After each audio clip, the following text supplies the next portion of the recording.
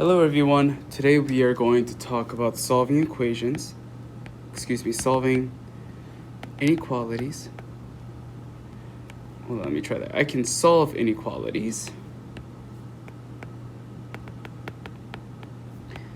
using multiplication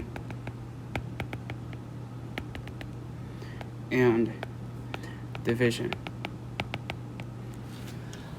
So on the previous day, we learned how to solve inequalities using addition and subtraction. Today we will talk about multiplication and division. So basically what this is saying is if you multiply or divide each inequality by the same positive number, the inequality remains true. So what that means is, for examples in numbers, if I have 5x is greater than 10, you divide by positive 5, divide by positive 5, x is going to be greater than 2. Everything stays exactly the same. Likewise, if I have x over 2 is less than or equal to negative 1, you multiply both sides by positive 4, x is less than or equal to negative 4. Everything is exactly the same as if you were to solve equations. So what this means in algebra, ax is greater than b, divide by a, x is greater than b over a. If you have x over a is less than or equal to b, multiply both sides by a, x is less than or equal to ba. Okay, so for example, here's the first example. You want x all by itself, so you multiply both sides by positive 8, x is greater than negative 40. And then from here, just graph your inequality. That's all you got to do. So negative 40, negative 30, negative 20, negative 50, negative 60. It'll be an open circle going to the right. Likewise, example number 2, you divide by 3, you get x is less than or equal to negative 8. Negative 8, 0, 8, negative 16, negative 24. There'll be a closed circle going to the left. So remember, at any point of this puzzle, you could always pause this video and rewatch it at a certain point if I am going too quickly. So you have that tool to use at your disposal. However, if you multiply both sides by the same negative number, you have to flip the inequality. So what do I mean by that? So let's say you have negative 5x is less than 10. You divide by negative 5, because you divided by negative number, this inequality is flipped. X is greater than negative 2. This is only if you multiply or divide by the negative number.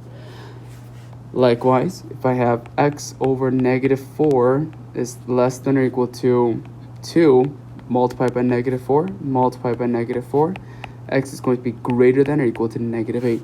Why? Because I multiply by the negative number. It doesn't matter what the result is. It all matters which number you are multiplying or dividing. So you have negative ax is less than b, divide by negative a, x is greater than b over negative a, because you have to flip the inequality symbol. Likewise, if you have x over negative a less than or equal to b, multiplied by negative a, x is greater than or equal to negative ab. So only for multiplying and dividing, if you multiply and divide by a negative number, do you flip the inequality. That's it.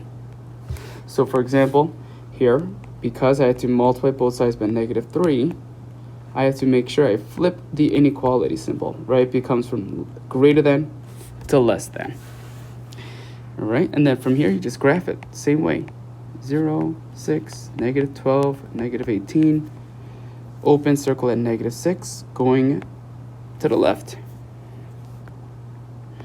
Another example, divide by negative 7,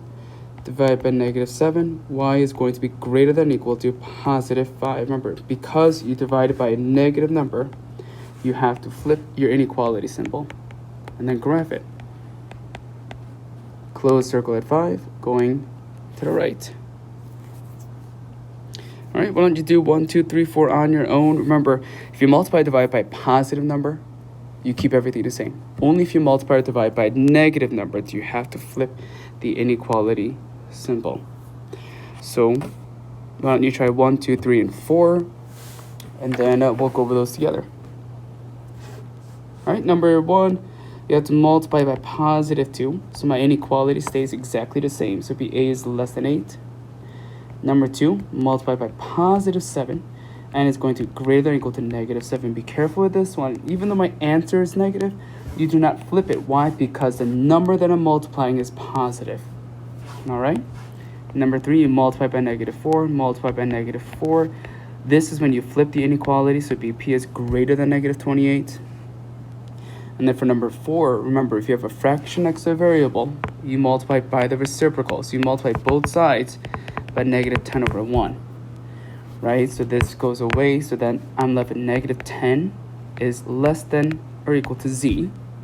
Right? Because you have to flip the inequality. But in order for me to graph it, right, you have to make sure your variable is on the left side. So this is actually going to be a double flip. Right, but because remember, in order for me to graph this inequality, this variable has to be on the left side. So in order for me to graph it, you have to do a double flip. You have to flip it again at the very end. Okay, so this graph I'm not really worried about.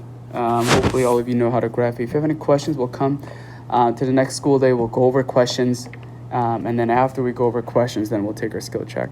All right, so make sure you, after this point, fill out your level of understanding, and you may begin on your homework. Have a good day. Bye, everyone.